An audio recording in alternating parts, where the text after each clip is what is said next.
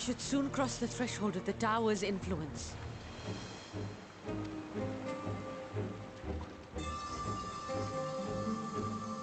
Any moment now.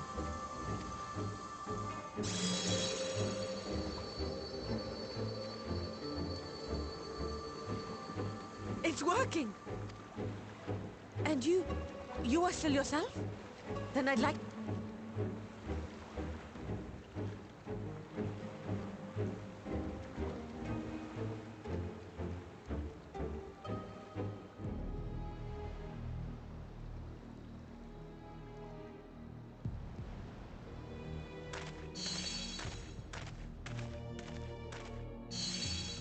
So far, so good. The scale's protection appears to be holding.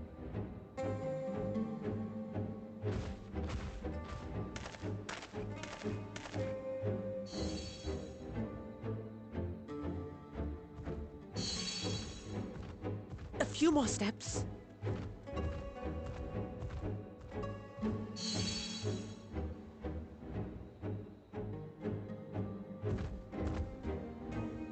Praise be to the sisters, we made it!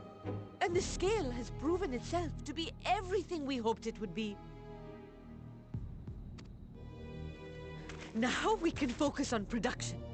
Once we've equipped and returned with an entire survey team, this menace will soon give up its secrets.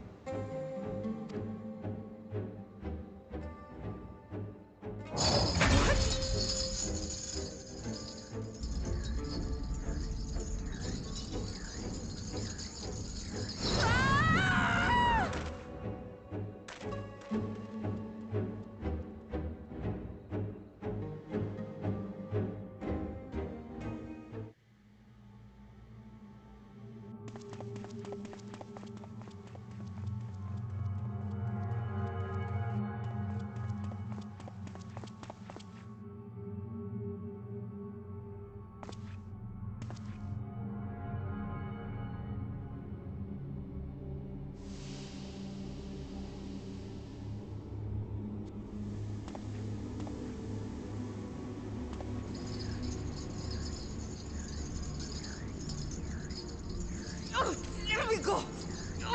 Let me go! Oh, do calm down. You'll only hurt yourself thrashing about like that.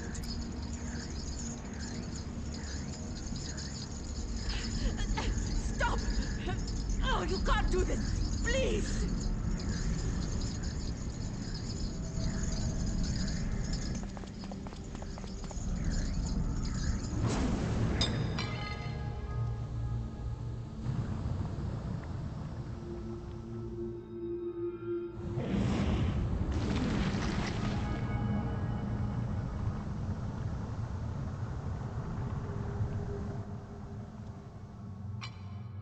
A little late for heroics, I'm afraid.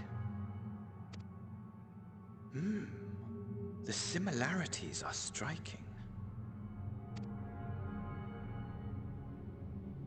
My! Such hostility! Never before has my artistry so displeased. My patrons of old would have positively squealed in delight, though, between you and me, I find gushing praise exhausting.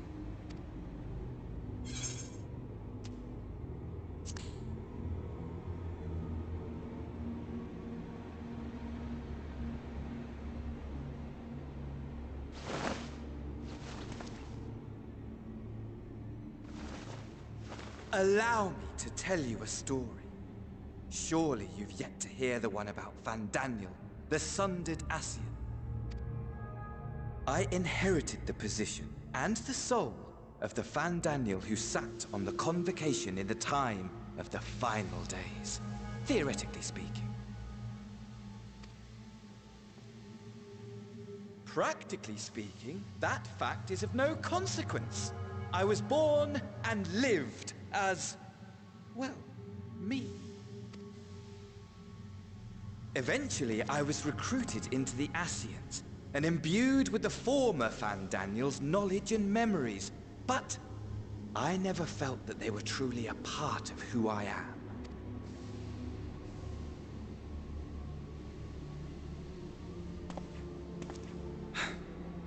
to explain. Perhaps if I told you who I was before my Ascian embrace, although that chapter too is a past I've long since discarded. I have it on good authority you've poked your nose into an Allegan ruin or two. Yes? Then I expect you've heard of me. The old me.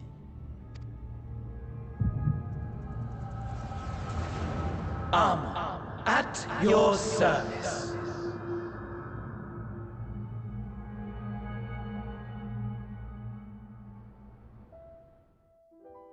Imagine a nation of unbridled prosperity. Every need met, day after day of unbroken, unshakable peace. Existence fulfilled and ripe for decay. You are a genius without peer, Amon. However do you conceive of such delightful experiments? That fool was beside himself with panic when he awoke with the head of a bull. Even his cries for help emerged as so much guttural lowing. Oh, the memory of it. My poor sides. My friends and I were so consumed by laughter we struggled to breathe. No more than entertainment for bored wastrels ignorant of its worth. My all-consuming work. But it was not their only indulgence.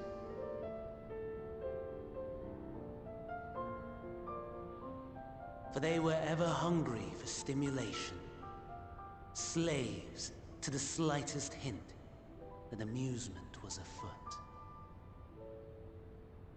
Our nation was ailing, but I would see the poison purged. I resurrected a legend, our first and greatest emperor.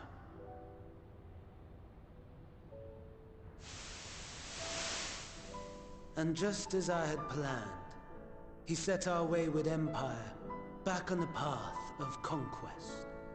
An inexhaustible ambition carried us onwards, always onwards. Yet, he who delivered to us such glory was not to be satisfied. Heed me, Amon. No matter how vast one's empire, or full one's treasure vault, all is rendered meaningless by death. In the end, all is lost.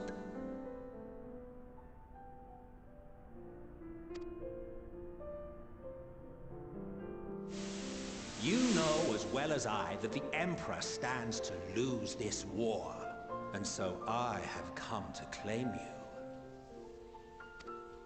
For while your methods leave something to be desired, we cannot deny the results of your work.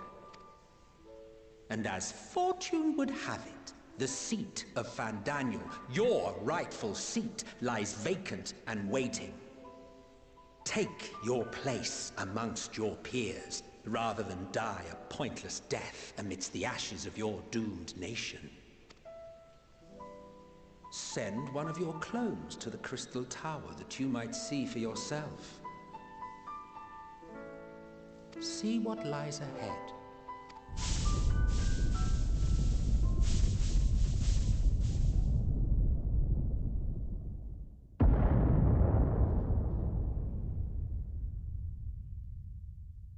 The fall of the Empire affirmed the truth. Majestic and tragic, as the Emperor foresaw. Scheme as you like, build as you will, nothing endures. What is life but a brief jaunt ending in emptiness?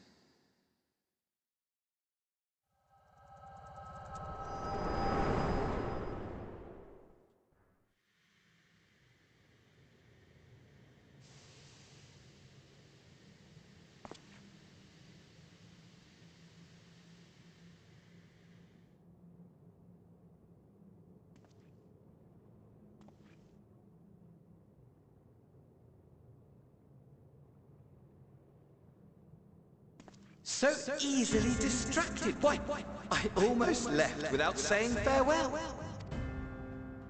As for your friend, you needn't worry.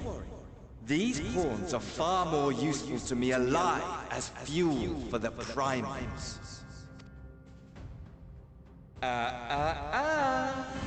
If you attempt to pull them free, they will die. So, enjoy tackling that conundrum with your comrades.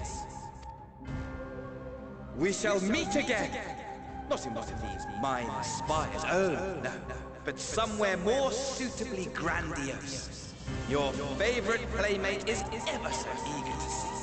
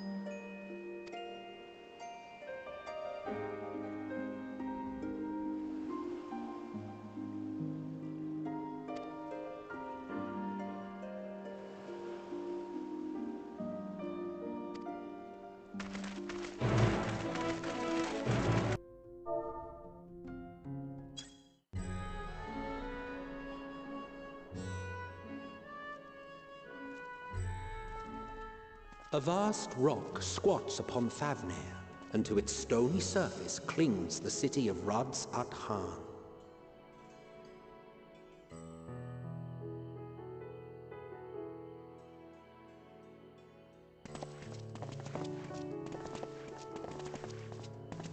Ye who enter here are subject to the scrutiny of gods, the gate's most watchful eye.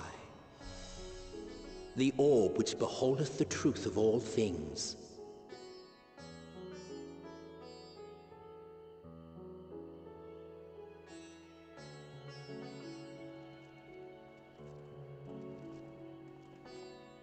Pass beneath its hot and piercing gaze, bearing down like a second midday sun.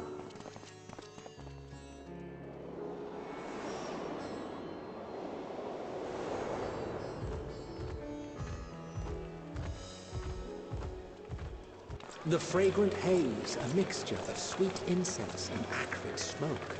The cries of merchants mingled here with lively melodies accented by dancers' feet.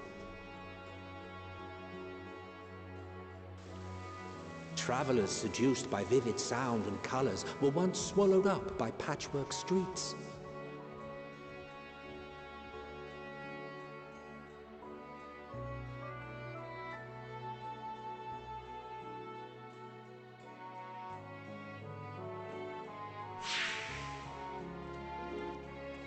But no such scenes to savor now. To what somber present does that divine eye bear witness?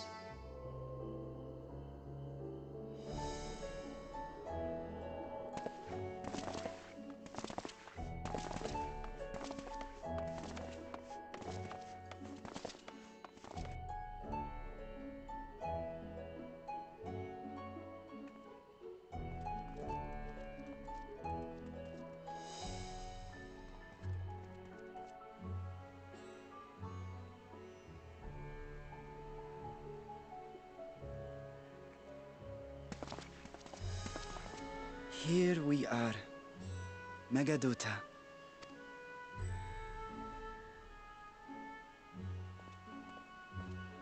It seems a shame to bring you here directly. Under normal circumstances, it would have been my pleasure to show you the sights. And it would have been our pleasure to see them. Alas, it seems our tour of the city will have to wait. I'm afraid so. Come, we should head inside.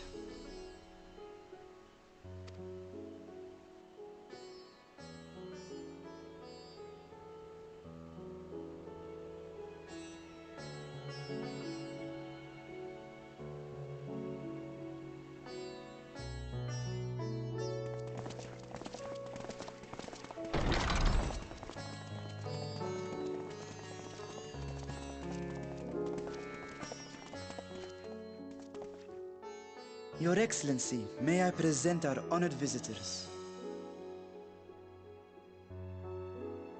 Ah, splendid. Most splendid. Allow me to introduce myself. I am Ahawan, Satrap of Radzat-Han. Our alchemists tell me your assistance was invaluable in the creation of the warding scale. Such deeds ought to be recognized in person. Thus did I have young Varshan convey you here forthwith. On behalf of my people, may I express to you our sincere gratitude.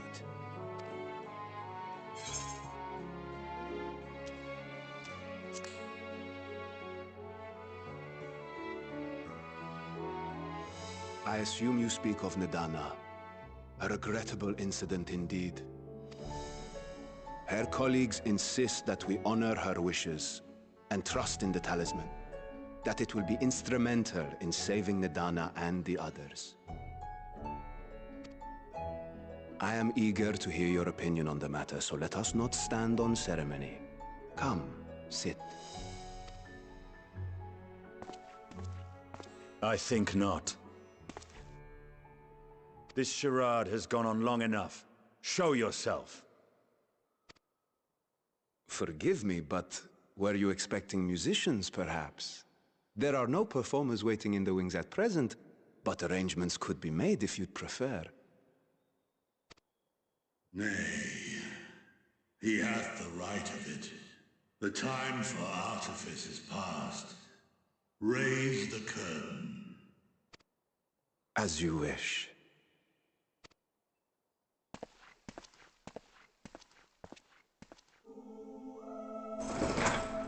You travel as assistants to the students of Valdesian, but you are known to me.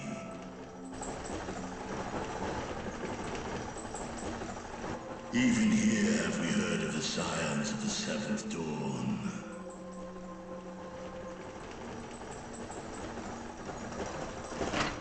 I am Vritra, and for years uncounted hath this isle served as mine abode. Vritra, of the first brood, sibling to Hraesvelga and Nidhogg. Aye, mine elder brothers, of Midgard's Sornwa's spawn. I was last to hatch. Well, isn't this a surprise? We were told Radzat-Han had an alliance with a dragon. Not that a great worm sat in the satrap's own hall. A necessary subterfuge, as the true tale of our nation history illustrates most effectively. In the beginning, The rock upon which our city is built was home to Vitra, and Vitra alone. In time, the ancestors of the Matanga came to the island and established a foothold. But never did they dare disturb the worm's lair. Next to arrive with the Aura, adopting the example of their Akasodra allies, they too treated Vitra with reverence and respect. And for many years, an understanding between our forefathers and the Great Worm endured. Until marauding heroes from the mainland came, threatening to shatter our peace and tranquility. When it seemed all would be drowned in blood, Vitra himself came forth and quelled the rising conflict. A peaceful accord was reached, and oaths sworn in Vitra's name. Thus began the dragon's governance of the fledgling state, which was to grow into Radz Athan. But if Vitra is still here, then your position as Satrap is just... a charade, yes. And one which my family has performed faithfully for generations. Many envy the Great Worms their power. Were it known that I ruled here, then the fires of war would burn without end. I would not be the flame which consumeth my people. Those few who join me in laying our country's foundations were, perforce, sworn to secrecy. Your eye. It was taken.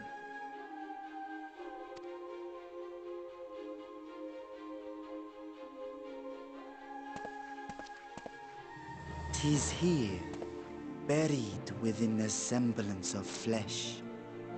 The body before thee is but a simulacrum, constructed by the finest artisans of Razatan. With mine eye nestled within, it doth serve as an inconspicuous vessel for my will. That would explain why I felt the presence of a dragon upon our first meeting. I am woven with words fashioned to deceive such arcane senses. Though 'twas short-lived, it seemeth thy fusion with my brother hath left thee much altered, Estinian warm-blood.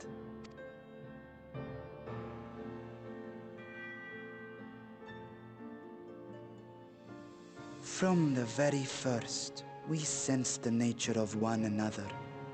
Yet did neither one of us bare his fangs. That is all I need know of thee for now.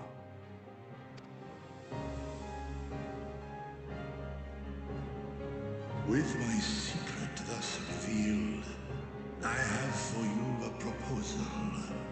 Not as a worm of the first brood, but as the ruler of Radz.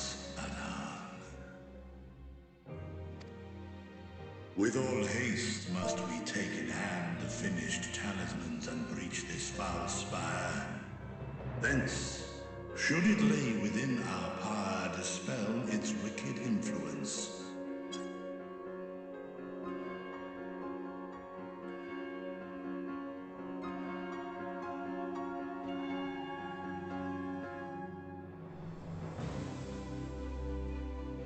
Yet even with the assurance of the warding scales, the narrow confines of the tower doth limit the size of our force.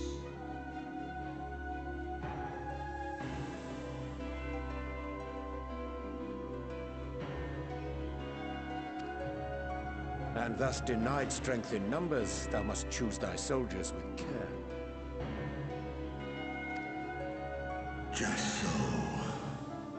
Yet though our radiant host is formidable, I see a surer path before me. Thou and thy comrades have contended with a multitude of primal beings. Most recently, thou didst cast down false gods in Pagalthan and Cartanau, I am told. 'Tis upon that strength I would call. The Scions have proven themselves the most capable, and I ask that you serve as the tip of our spear.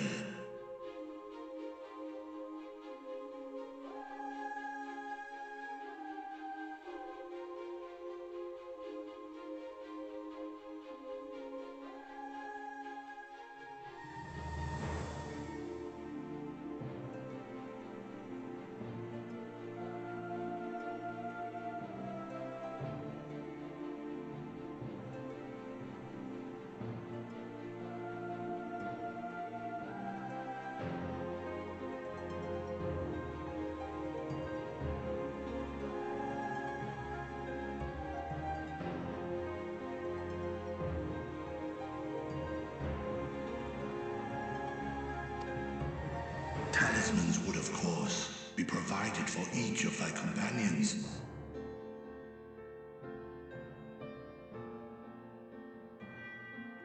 And should you agree to this undertaking, more will be provided to make use of as you see fit. There's no denying it's a dangerous proposition, but the rewards may far outweigh the risk. Just think of what we might accomplish if we could equip all our allies with warding scales. I worry, however, that even the 4 of us may be too few for what you have in mind. Might we regroup with our friends first to discuss the matter?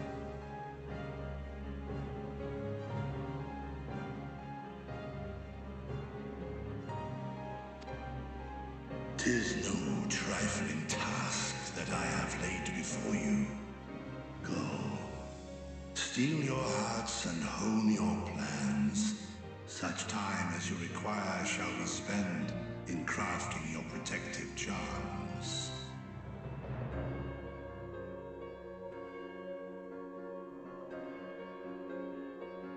It seems a quick trip back to Charlian is in order.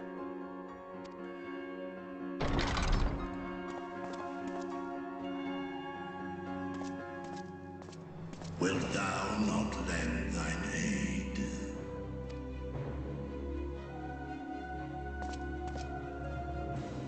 Whether your request be made as a great worm or the ruler of Radzat Han, I see no reason to refuse, nor will I.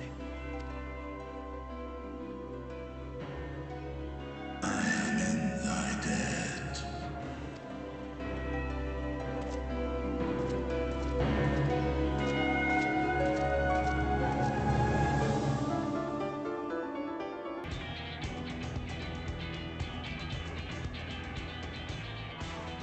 Your time in Thavner has certainly been eventful. In my opinion, carrying out Vitra's request and assaulting the Tower of Zot should be our highest priority. I agree. While I still have questions concerning the Forum and their grand undertaking, we have all but exhausted our avenues of investigation. Simply pressing them any harder on the subject will almost certainly result in our expulsion. Therefore, I suggest we explore the ethereal sea connection by way of a letter to Master Matoya, then make our way to Thavner. I wonder, even with the protection these talismans afford us, what can we hope to achieve once inside the tower? According to Orenvold and Fodola's report, they were unable to free the Emolja. Worse, their attempts triggered the tower's defenses, which led to a summoning of Luna Afrit. What does it tell us that the Spires even have such defenses? Simply pulling a prisoner from the wall is fatal, thus the direct approach is doomed to failure from the outset. Any further measures to dissuade such actions seem unnecessary. Unless, of course, there is a way to free the prisoners without killing them. Then it stands to reason that any intruders will be met with overwhelming force. The towers appeared throughout the world in but the twinkling of an eye. 'Twas by magical means these structures were raised, I surmise. A spire thus conjured must needs be maintained, and I suspect an arcane catalyst, some manner of core, doth lie hidden within. Destroy the core, and the tower ceaseth to be, thus liberating the captives without harm. So we can hope. And I would prefer to enter the tower with a working theory than with no plan at all. Assuming Ishtola's reasoning is correct, the chances of the defenses remaining dormant are small to none. Any primals will have to be dealt with, and defeating one will likely only lead to the summoning of another. Our every victory will only compound the prisoner's suffering. May we not then divide our forces? Those proficient in healing will focus on sustaining the captives. That duty can be covered by Urianger, Kryl, Yostola, and myself.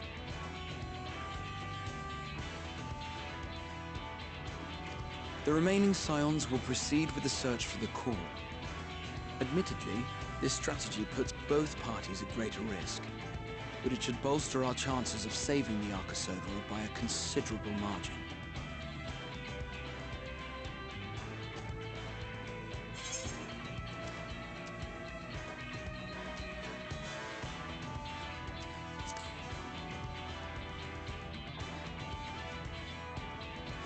That she does. But I think Alize herself would assert that she's at her best when she's charging onto the breach. And from what I recall from the Grand Cosmos, there's a spring in her step when she fights by your side. Ye gods, will you never let me hear the end of that? Rest assured that I will do what is asked of me, regardless of who I happen to be standing next to at any given time. It seems we have a plan. All that remains is to carry it out. I will inform Radzat Khan of our movements, so let us make our preparations and regroup near the tower. A military post in what's left of the Hamsa hatchery should serve as a convenient staging point. That sounds perfect. And remember, the experimental aetherite at the confluence is there for those who need it, so there's no excuse for being late.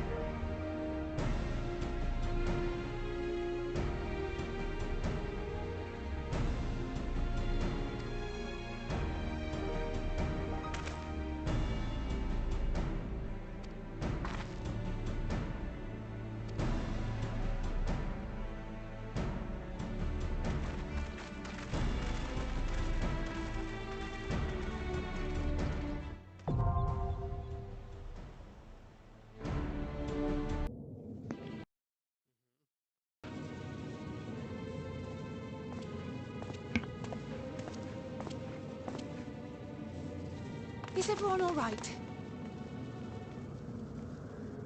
We fortified the captives with what magics we could. Have the defenses been disabled? All appears quiet for the moment.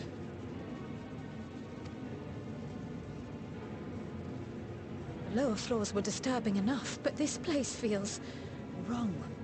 The ether is heavy and thick, like wading through a quagmire.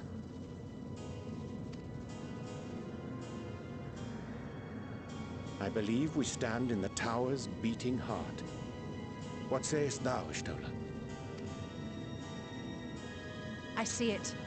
Ether siphoned from the land runs up through the spire, flowing to a single point.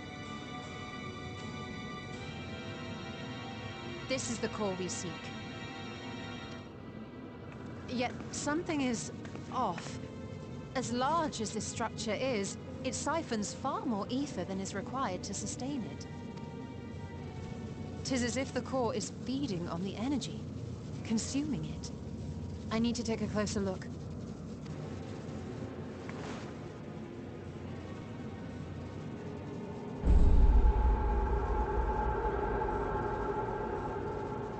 Curious. A man's limb. This is what we came to destroy? Yes, if you would be so kind.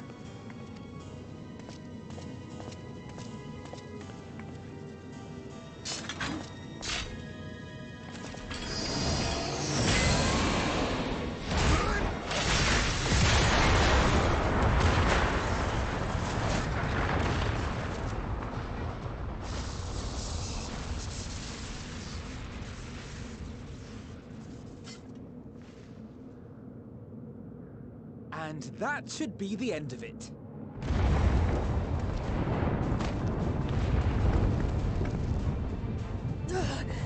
What now? My theory that the tower might come crashing down following the core's destruction doth appear to be correct. Bully for you! And how are we supposed to survive the fall?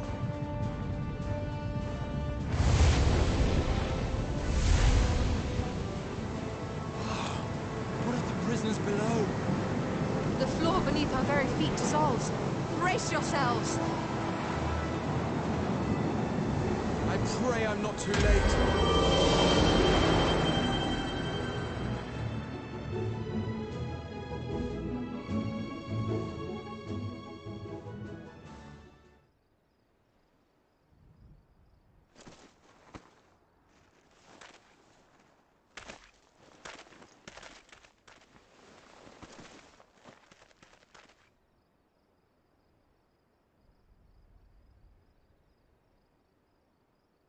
Oh, what happened?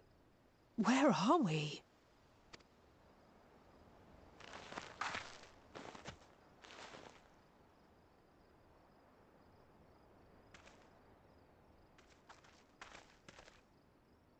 By my reckoning, we're still on the island where the tower stood. But 'tis as if it never existed. Hardly a scratch. But how?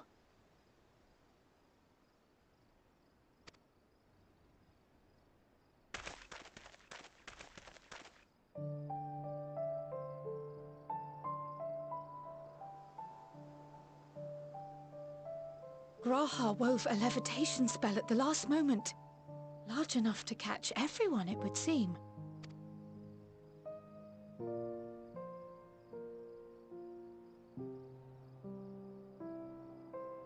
That explains the lack of obvious injuries.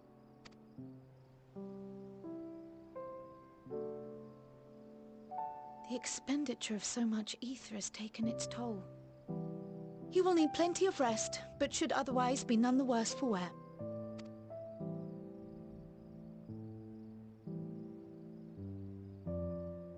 Then the immediate problem is what to do with our new friends here. They'll be much changed for their time in the tower. Even if their bodies are intact, I doubt we could say the same for their minds.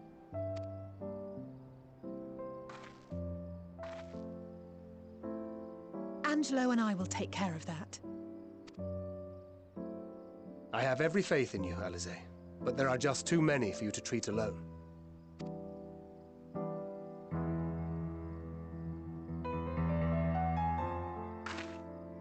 We'll send at once to Eorzea for more Porksies, and call on the local mages to lend a hand. Hail, Scions! We were watching the tower when it simply disappeared. What happened here?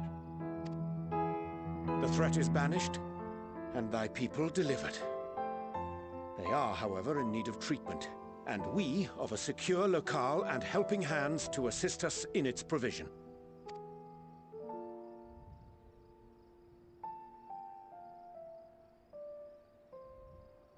You shall have all this and more.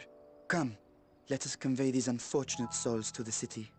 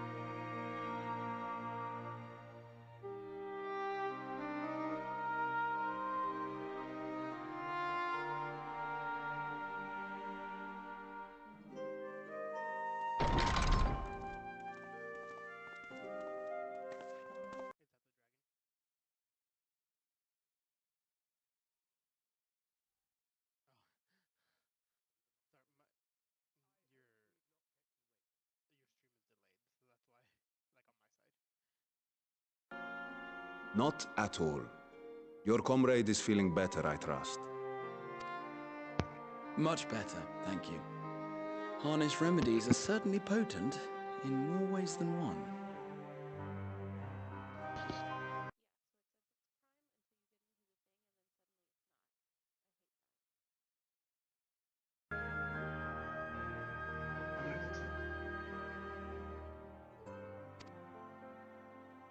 One becomes accustomed to the taste, although I hope you never have cause to do so.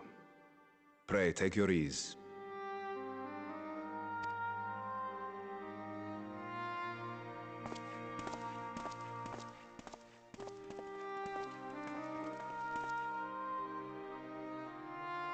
Full glad I am to see you all unharmed.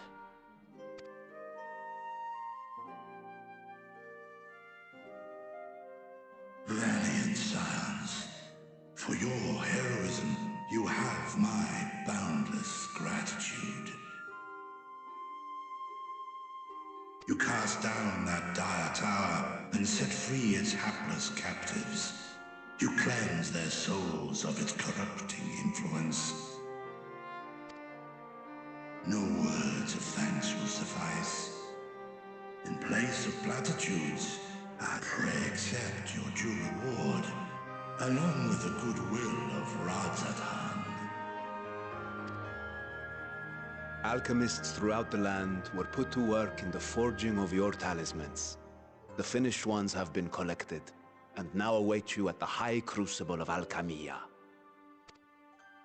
Present this letter when you are ready to take them into your possession.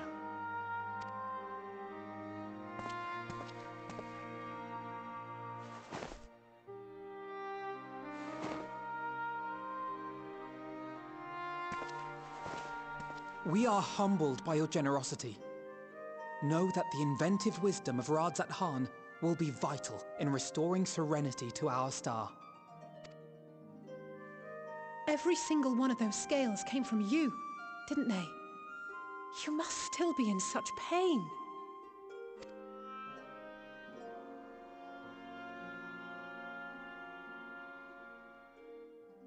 "'Tis of no moment. A mere annoyance compared to the dreadful suffering inflicted upon this land and its people.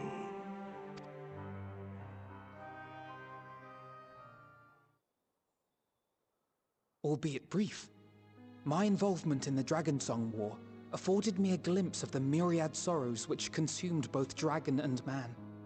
Though you were half a world away, such tragedies as befell your kin must have affected you deeply.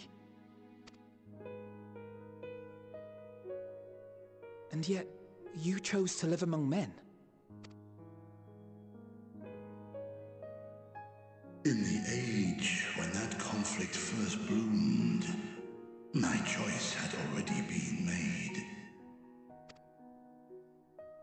In some distant place, man slew dragon, and dragon slaughtered man.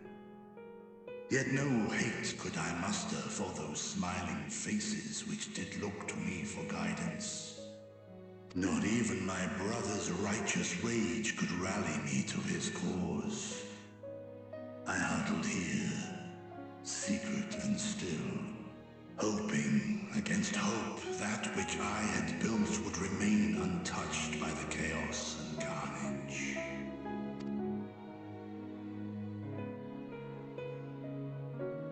Twould seem we share the same desire for peace, great Vritra. To that end, I wonder if we might trouble you with another question. The Telophoroi are intent on recreating the final days, an apocalyptic event which we know to predate the sundering of the star. As the longest lived among us, know you aught of this terrible cataclysm?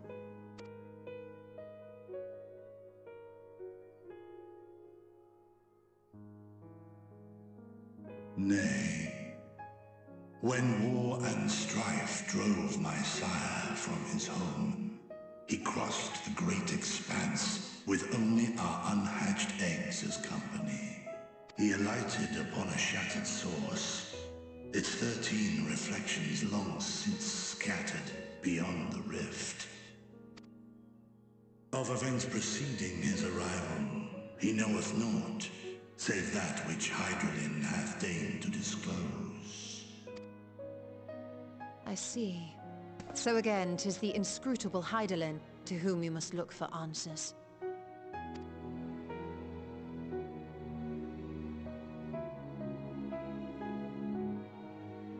Seek you to divine the will of this star? If so, I have a tale which may afford you some small comfort. 'Tis a story from my youth, many, many years ago. To my sire, I once posed the question, of all the stars in the sky, why didst thou settle upon this one? To which Midgardsormr did reply, 'twas the last bastion of hope. He believed so long as Hydaelyn endured, so too might dragonkind. Solemn and portentous were his words. What deeper meaning they held, I could not, dared not pursue. 'Tis a stone I've left unturned ever since. Yet take you solace in the knowledge that whatsoever Hydralyn does strive towards, 'tis an ideal which hath earned my sire's conviction.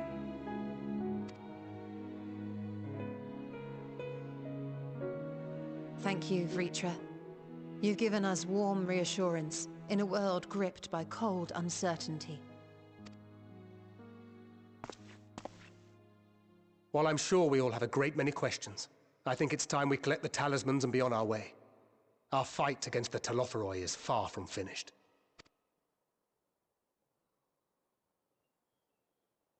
We must take our leave, but please do inform us if we can provide any further assistance.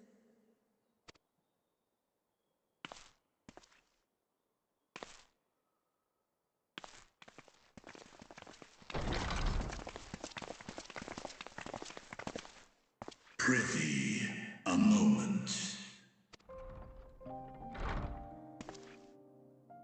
There is one whom my sire hath judged worthy of honor and respect. The one known to men as Eorzea's champion. This hero of renown and rumor, 'tis thee.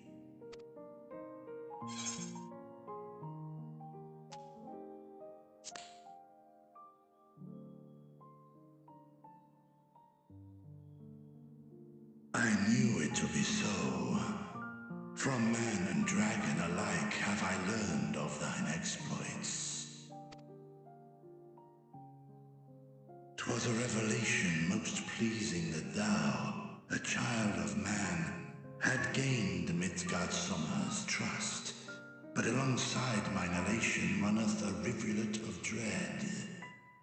For upon thy life's reel wind too many threads of fate, power, weal enmeshed with woe. Amidst this tangled knot thou shalt know no rest. 'Tis an endless confluence of forces, a struggle without surcease. More terrible still is the attrition wrought upon thy companions, as they are swept up in the storm of thine existence.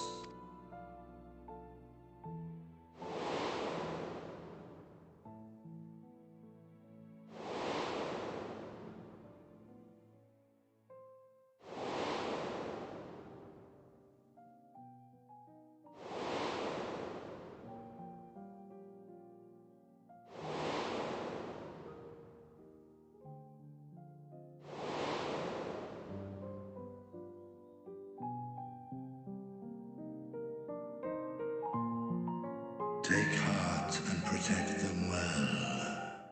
They will be your strength and your salvation. The hope thou wilt need come the end. Even cowering behind my curtain, I know the suffering of the powerful. I have watched my siblings driven mad by loss. Thus do I exhort thee to spare no effort to keep thy loved ones safe.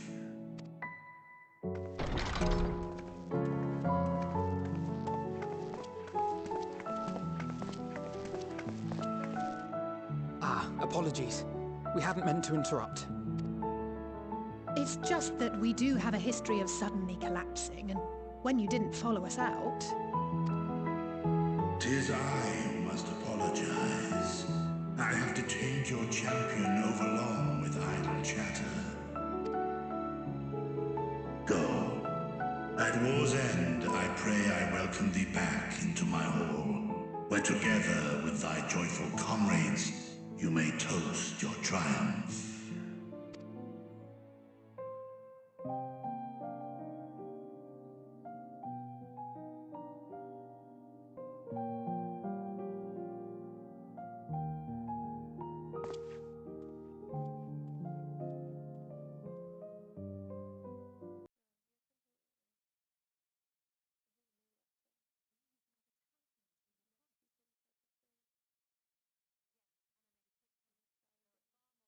Hoped for. Enough to outfit an entire company of soldiers, in fact. Considering the involved process, that they were able to manufacture so many in such a short span of time is nothing short of a miracle. Once we have distributed them to our allies in Eorzea and the Far East, we'll have a fighting chance to bring down the other spires, just as we did with the Tower of Zot.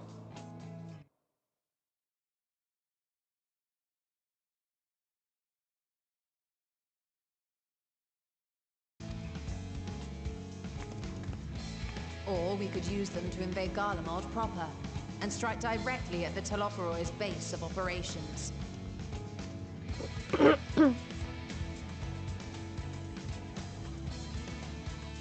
Of course, we would need to consult with various alliance leaders before such a drastic measure could even be contemplated. To which end, I could set out forthwith and present the idea to each of our allies in person. Pray allow me to undertake some few of those journeys. I find myself restless and in need of purposeful duties. I can head eastward. Bosnia and Dalmasca are just a short hop from here. And Doma's shinobi network should come in handy for passing on the word. We shall share the burden then.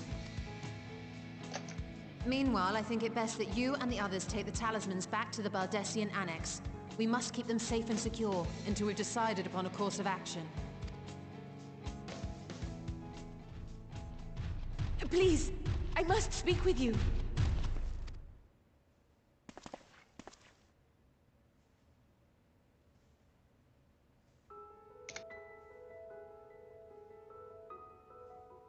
Nidana, you're awake.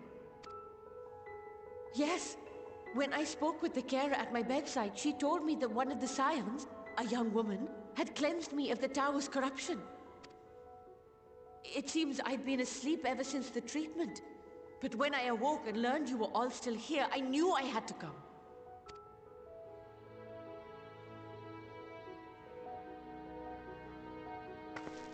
As you said, Nidana was captured only recently. Such a brief exposure is swiftly cured, so I tended to her before we gathered at Megaduta. And I am truly grateful that you did. I cannot thank you enough. All of you, for everything you've done. Destroying the tower, rescuing our people. You've saved Thavnair from an awful fate.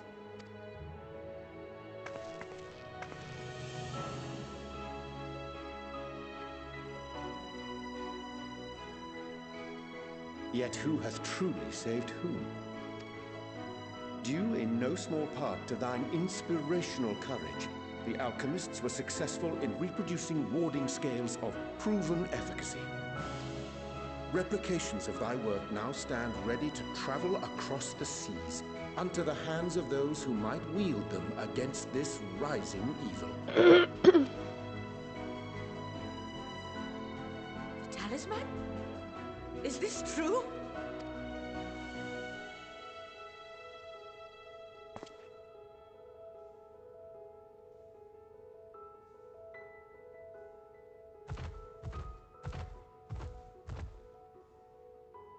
Oh, I was so groggy from sleep. I didn't even think to ask. Oh, our great work sent across the seas. It was worth it. Oh, it was all worth it.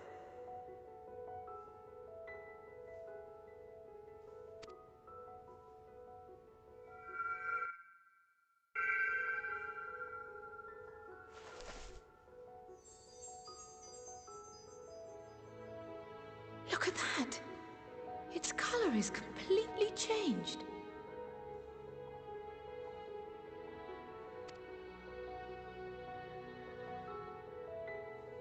What do you have there?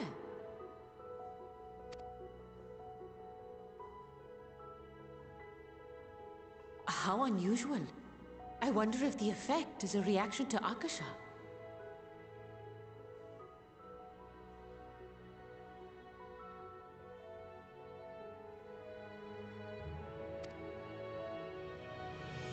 I'm afraid I'm not familiar with that term. Akasha? It is one of the unseen energies defined by Harnish alchemical theory. Though a gross oversimplification, some describe it as an essence influenced by feelings.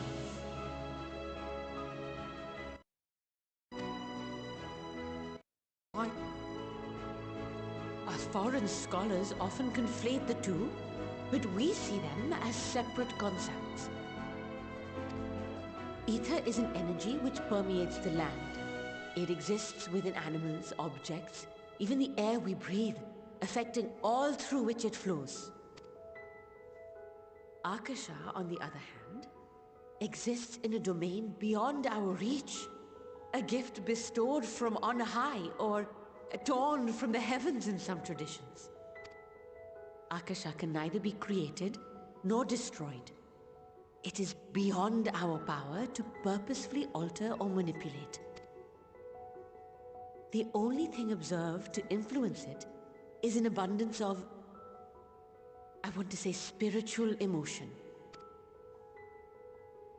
As a veteran of the battlefield, surely you've experienced moments of desperation or exaltation when you've transcended the usual limits of your capabilities. That is a manifestation of Akasha, the invisible essence harnessed by heart, mind, and unyielding spirit. I really must hear more about this theory. Our disciplines are based entirely upon the idea that ether is the fundamental form of all energy. I'm glad my haphazard explanation has piqued your interest.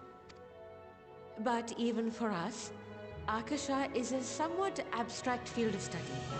A lack of practical application lends itself poorly to formalized research. Which is why my analysis of your flower can amount to little more than idle speculation. Nonsense! You have nothing to be sorry for. Your insight is much appreciated.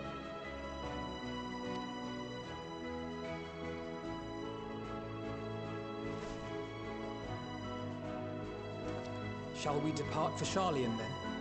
I will see to it that the talismans arrive at the Annex. And we will be in touch once our talks are concluded. I suggest you rest while you can. From here onward, sleep is bound to be in short supply.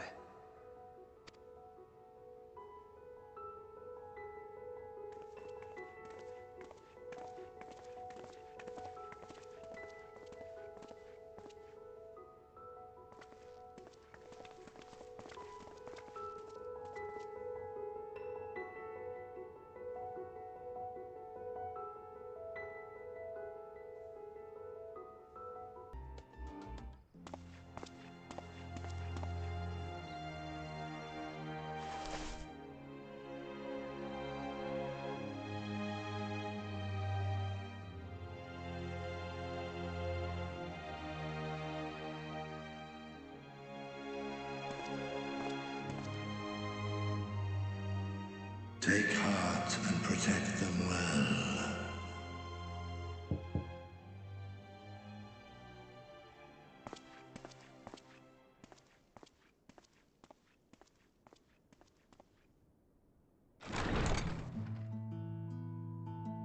Good, you're here. You haven't eaten yet, have you? We've bought quite a spread if you're interested. Only the finest dining from the last stand.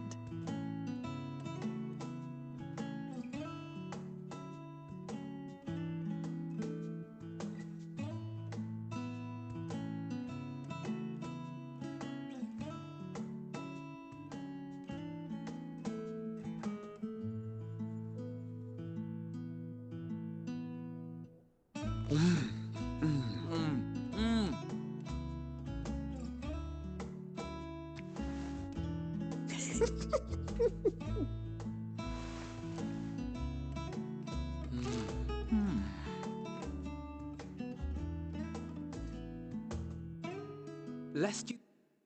We invited Estinian as well. But he refused with a rather grim-faced, "No, thank you." I suspect Sharlayan cuisine is not to his liking. Oh, I don't know about that. Perhaps our lone wolf just needed some time apart. What? To perfect his brooding stare?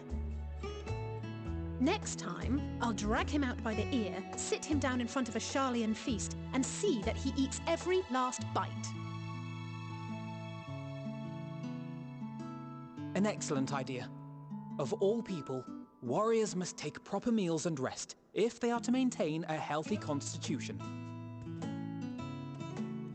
Poor Estinian, beset on all sides.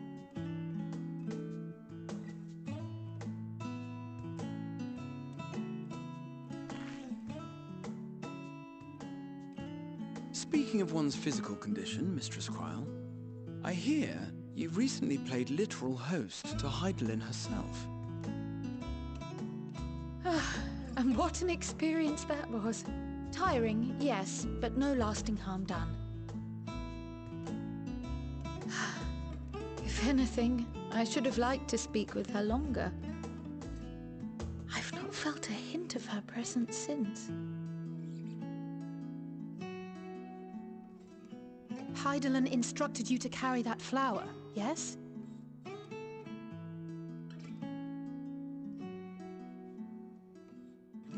Twill be your guide, test and proof of your conviction. And then something about seeking joy in darkness, was it? come to think of it, isn't that what happened with Nidana back in Radz at Han? The flower did seem to radiate a joyful glow, as if reflecting the elation we all felt, the relief of a people with renewed hope. Indeed, and in turn I felt buoyed by that radiance. 'Twas akin to spotting a beacon and knowing we were on the right path. I know we've not yet triumphed over the Tlofuroi, or learned the full breadth of the Forum's plans. But even within the midst of our struggles, we find small moments of joy to sustain us. Rare and hard-won perhaps, but it is this pursuit of happiness that gives us the strength to carry on day after day.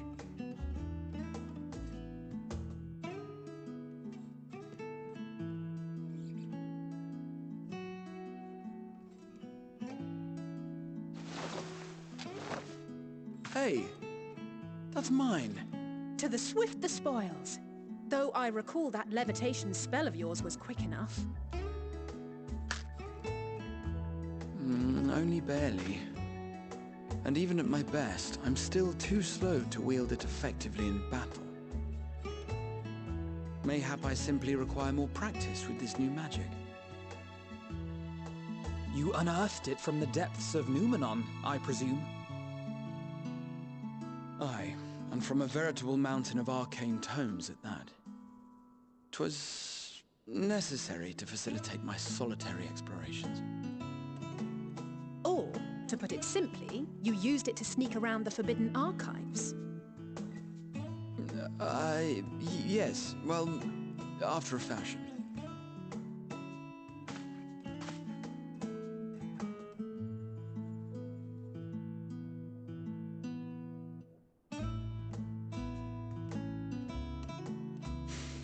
They're tall, you see. The shelves, they're too tall for me. And I could hardly move the library's platforms without attracting attention now, could I? Oh!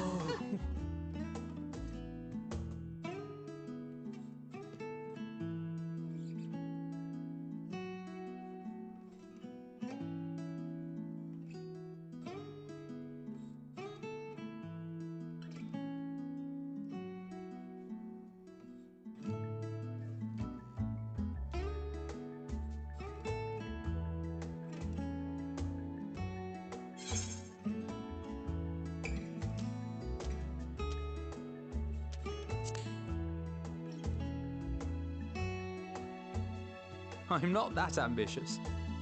But 'tis pleasant to idle away the hours every once in a while.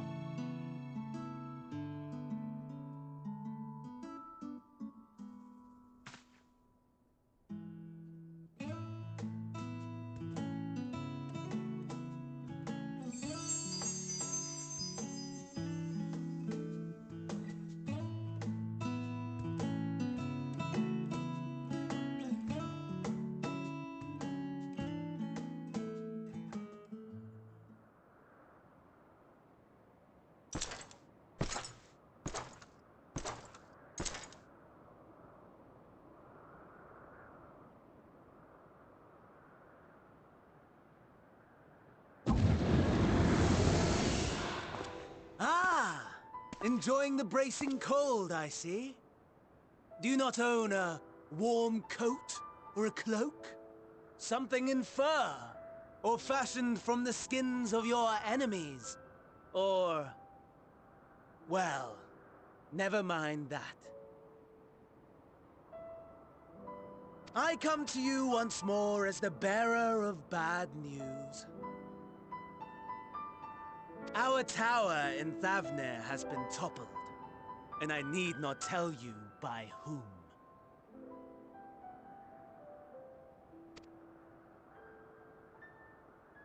Given how many we have at our disposal, the loss of a single spire is hardly fatal to our plans. It does, however, slow the rate at which we siphon the ether. If they continue to preoccupy themselves with the towers, then all will be well. But should our foe prove bold enough to strike at us here, then the timing becomes questionable. Our foe is bold enough. Of that, I can assure you.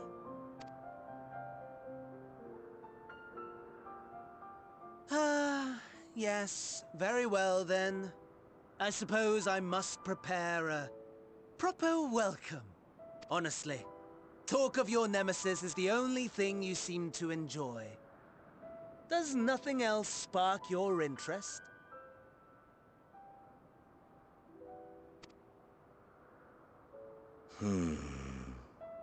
No.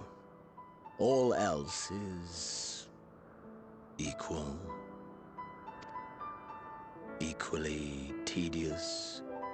Equally disappointing.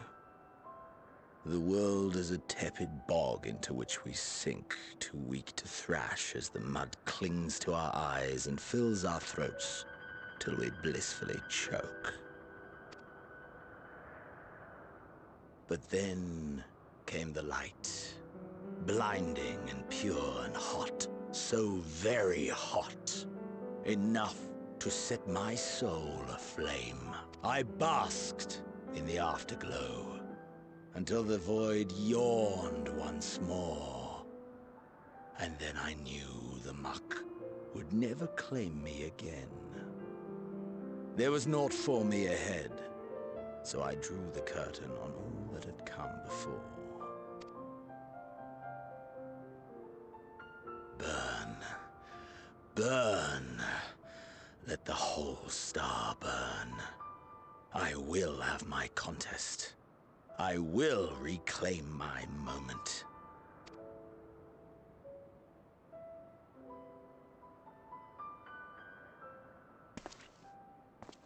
How wonderful that the emptiness of death has not dissuaded you from committing your life to its pursuit once more. I don't know whether to envy you or pity you. You question my disinterest, but what of yours? Despite your noisome antics, I sense you take little pleasure in this endeavor. Mercy, my lord. Such pointed barbs from one who barely acknowledges my existence. Nevertheless, you are mistaken. For I do find this part somewhat enjoyable. You see, when I was mortal, I would always have the same dream. It was a fragmented thing, disjointed, all the faces incomplete. The setting, too, was unknown to me, so I thought it simply a fantasy of my sleeping mind. Until one day, I realized it was showing me the truth, much as your dream of the final days enlightened you.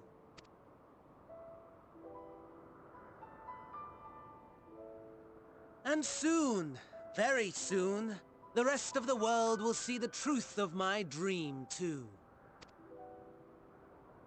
Yes, I think that is something we can both enjoy.